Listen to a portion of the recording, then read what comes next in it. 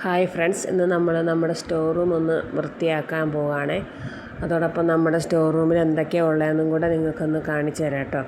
അതിനുവേണ്ടി ഞാൻ സ്റ്റോർ റൂമിൽ വന്നപ്പോൾ അതേ ഒരു കുഞ്ഞിപ്പെണ്ണ് അവിടെ നിന്ന് നെല്ലിക്ക കട്ട് തിന്നുവാണേ.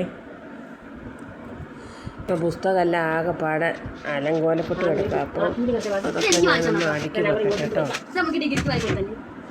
ഇവിടെയൊക്കെ ഒന്ന് അടിച്ച് വാരി തുടച്ചിട്ട് അവിടെ അടിച്ച് വാരിയിട്ട് വേണം ഇതെല്ലാം ഒന്ന് എടുത്ത് വെക്കാൻ. ഇത് കണ്ടോ, അത് നമ്മുടെ ഇപ്രാവശ്യം ഉണ്ടായ മാങ്ങയില്ല, അതെല്ലാം അരിഞ്ഞ് ഉണക്കി വെച്ചേക്കുന്നതാണ് വെയിലത്തിട്ട്. ഇതുപോലത്തെ 2 ഭരണി നിറച്ചുകൊണ്ട്. ഇത് കുറച്ച് മുതിരിയാട്ടോ. അതുകൊണ്ട് നമ്മളിപ്രാവശ്യം നമ്മുടെ ജാതിയിലുണ്ടായ ജാതിക്ക നമ്മൾ കുറച്ച് നമ്മുടെ ആവശ്യത്തിന് വേണ്ടിയിട്ട് ഉണക്കി വെച്ചതാണ്. ബാക്കി കുറച്ച് നമ്മൾ വിറ്റു.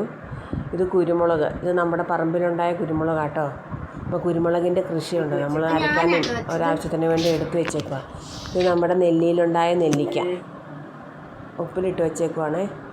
ഇത് കണ്ടോ, വാളംപുളിയാണേ. അത് നമ്മൾ അതിൻ്റെ തോടൊക്കെ കളഞ്ഞ് ഇങ്ങനെ കല്ലേലിട്ട് ഇടിച്ചിട്ട് ഉപ്പും കൂട്ടി ഇടിച്ച് വെച്ചേക്കുക.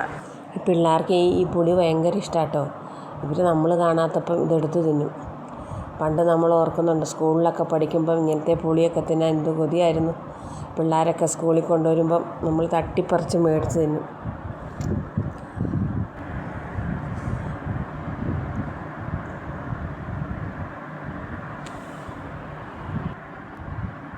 ഇത് കണ്ടോ, ഇത് നെല്ലിക്ക കറപ്പിച്ചതാട്ടോ.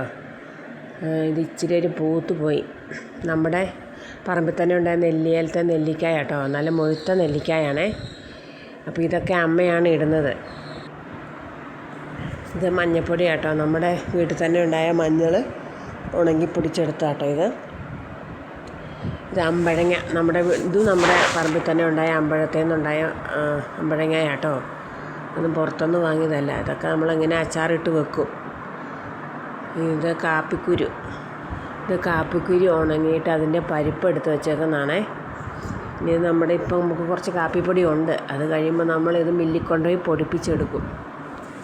നമ്മൾ മാങ്ങാപ്പഴമല്ലേ, ഇപ്രാവശ്യം ഉണ്ടായ മാങ്ങാപ്പഴം നമ്മൾ ഉണക്കി വെച്ചേക്കുന്നതാണ്. ഇത് ഇടയ്ക്ക് ഇവരൊക്കെ എടുത്ത് തിന്നും, ഞാനും എടുത്ത് തിന്നും കുറച്ചൊക്കെ. പല്ല് പോകും.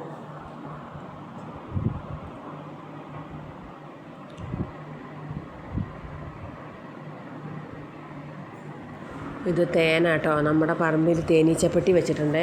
ഹിന്ദിക്കാർ വന്നിട്ടേ, ബംഗാളികൾ വന്നിട്ട്, അപ്പോൾ അവരെടുത്തുകൊണ്ട് പോകുമ്പോൾ നമുക്ക് തരും. അപ്പോൾ അത് നമ്മളിങ്ങനെ കുപ്പികളിലാക്കി വെക്കുന്ന കേട്ടോ.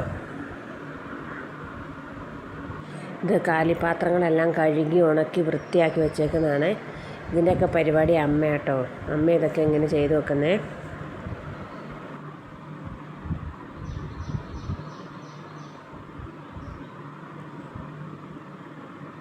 ഇത് നെയ്യാട്ടോ, ഒരു കുപ്പി നെയ്യാണ്, പശുവിൻ്റെ നെയ്യ്. നമ്മളിവിടെ പശു ഉണ്ടായിരുന്നപ്പോൾ ഉണ്ടാക്കി വെച്ചാട്ടോ. അപ്പം പശുവൊന്നുമില്ല, അതിനെയൊക്കെ വിറ്റു.